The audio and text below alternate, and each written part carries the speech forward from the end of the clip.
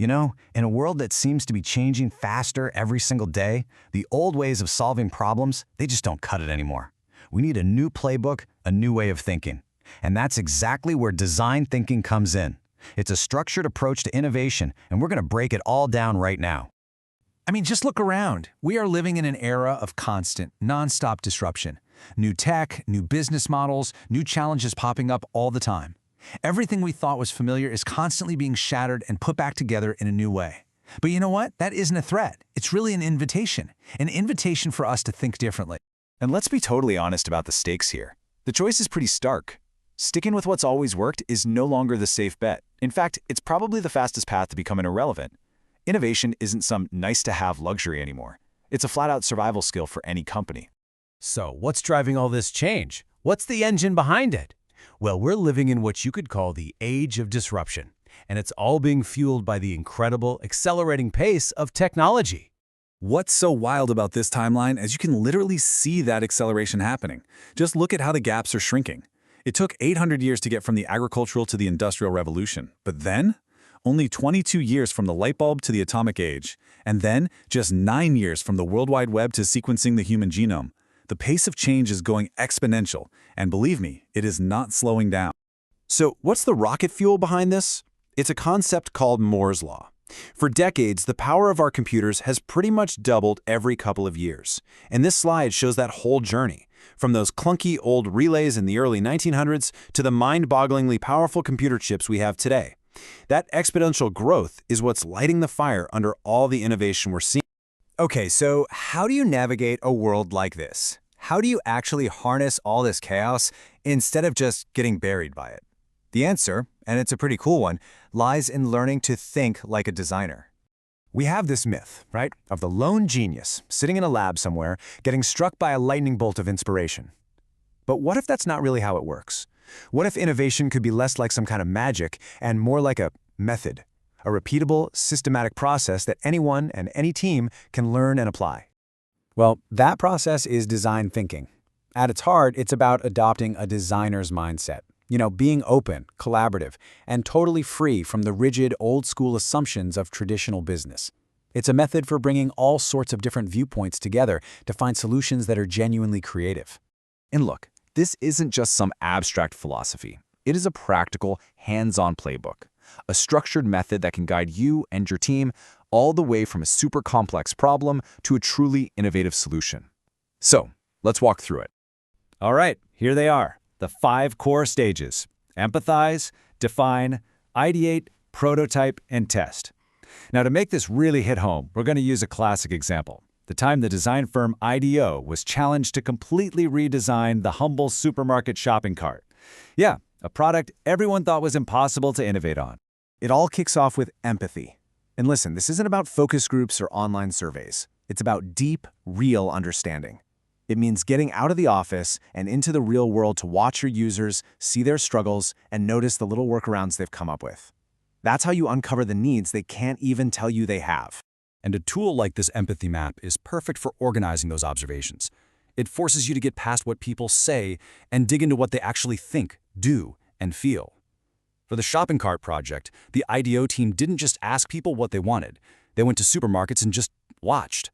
They saw the struggle, the frustration, the clever little hacks, and all of that became raw, unfiltered fuel for innovation. So after you've gathered all those observations, the next step is absolutely crucial. You have to define the problem. And this isn't about listing complaints, it's about synthesis. You're looking for that deep underlying insight. For IDEO, the problem wasn't build a better cart. It was something more human, like how might we improve the shopping experience for parents who are also trying to manage their children?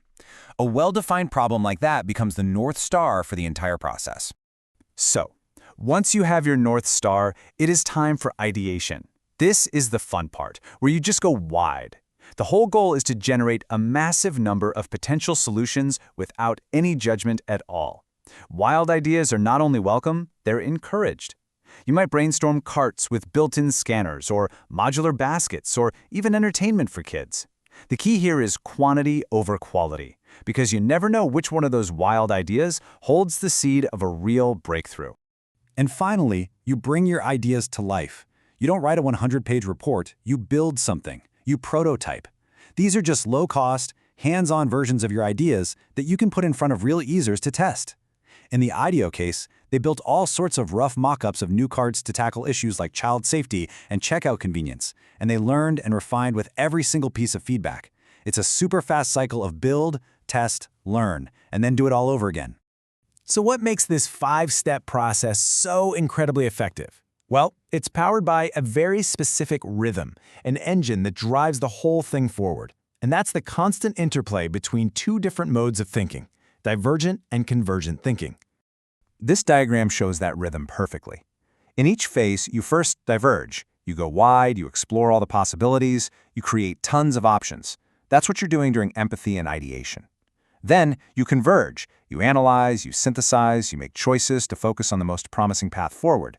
That's what happens in the define and prototype stages. It's this constant pulse, like breathing in and out, that ensures you're being both creative and productive. But here's the thing. You can have the absolute best process in the world, but it will not work without the right environment.